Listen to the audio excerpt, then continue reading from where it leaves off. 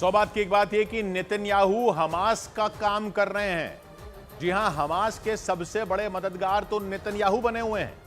जो काम फिलिस्तीन 50 साल में नहीं कर पाया, वो नेतन्याहू ने कुछ ही महीनों में कर दिया। एक के बाद एक यूरोप के देश फिलिस्तीन को देश के रूप में मान्यता दे रहे हैं। यही तो हमास चाहता था। नेतन्याहू ने हमास को खत्म करने के नाम पर बेगुनाहों पर इतने बम गिरा दिए, इतनी महिलाएं मार दी, इतने बच्चे मार दिए कि यूरोप के देश हिल गए हैं। पहले उन्होंने नेतन्याहू पर दबाव बनाया, तब नेतन्याहू ने उनकी नहीं सुनी। फिर इंटरनेशनल कोर्ट ऑफ जस्टिस ने उनके खिलाफ वारंट वहां पर आया, तब नेतन्याहू ने परवाह नहीं की। फिर अमेरिका में यूनिवर्सिटियों में विरोध हुआ और विरोध की आग यूरोप तक फैल गई, तब भी नेतन्याहू अड़े रहे कि हमास के लोग तो आतंकी हैं और वो उनको खत्म करके रहेंगे। और उस चक्कर में आम लोग मारे जा रहे हैं, तो वो आम लोग हमास के आतंकियों को शरण क्यों दे रहे हैं? उत्तरी गाजा के लोगों को कहा दक्षिण में चले जाओ, हम उत्तर में बमबारी करेंगे। लोग दक्षिण में गए तो इजराइल बोला कि हमास भी दक्षिण में ठिकाने बना रहा है, हम वहां भी हमला करेंगे। उत्तर में हमले, दक्षिण में हमले, अस्पतालों में हमले करके बोला कि ये तो हमास के अड्डे थे।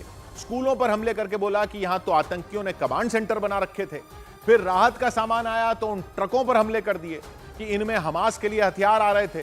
फिर संयुक्त राष्ट्र की टीम पर हमला कर दिया जो राहत पहुंचाने गई थी। फिर मिस्र के रफा बॉर्डर पर बम गिरा दिए कि यहां से हमास के आतंकी मिस्र भाग रहे हैं। आम लोग मरते रहे, आम लोगों के पास खाना खत्म हो गया, पानी खत्म हो गया, पूरी दुनिया के सब्र का बांध टूट गया।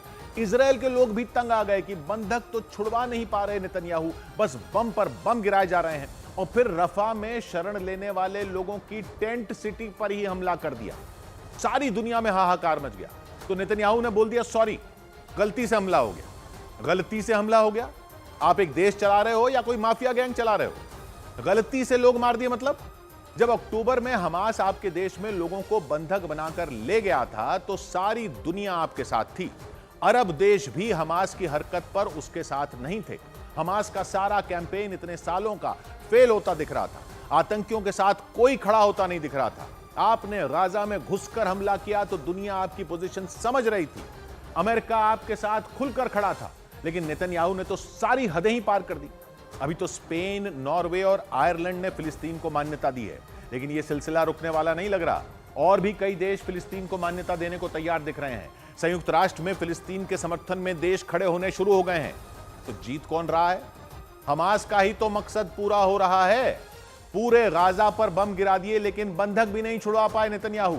फिलिस्तीन को देश के रूप में मान्यता दिलवाते जा रहे हैं दूसरे देशों से अपनी हरकतों की वजह से। ऐसा राष्ट्रवाद कर रखा है कि फिलिस्तीन को अलग राष्ट्र ही बनवा देंगे।